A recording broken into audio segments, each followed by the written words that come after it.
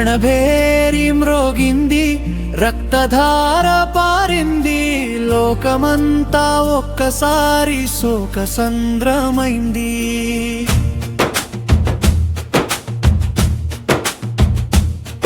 గెలుపు ఎవరిదైనా ఓటమి మాత్రం మనిషికే. యుద్ధమంటే గెలుపు కాదు, అది మారణ హోమమే.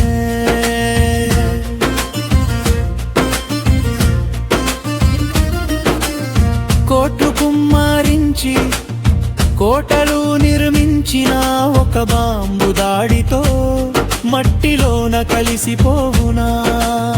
ఆకలి కేకల మధ్య ఆహారపు కొరతలతో దేశాల పురోగతి దశాబ్దాలు వెనక్కి వెళ్ళునా?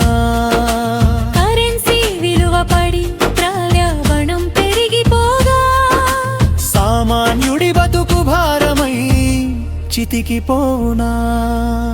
సరిహద్దులో ఒక సైనికుడు ఒరిగితే పసిపాపల కన్నుల్లో కన్నీరు ఆగదులే. తల్లికి కొడుకు దూరం, భార్యకు పతి దూరం, మానవత్వపు ప్రాణమే మంటల్లో ఆహుతి.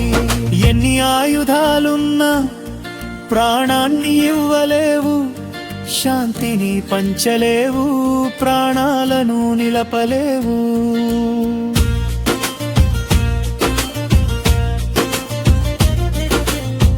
విషవాయువుల విషవృక్షమై గాలి కలుషితమౌను, అణుబాంబుల ధాటికి నేల గర్భమైపోవును.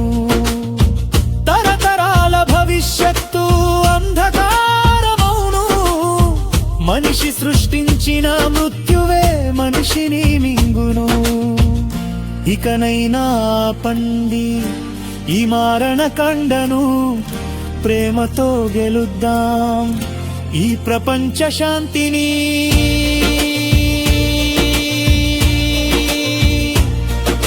శాంతి మంత్రం చదువుదాం, యుద్ధరహిత లోకాన్ని కోరుదాం.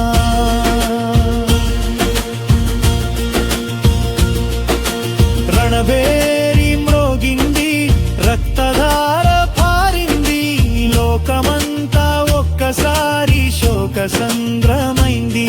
గెలుపు ఎవరిదైనా ఓటమి మాత్రం మనిషికే. యుద్ధమంటే గెలుపు కాదు, అది మారణ హోమ.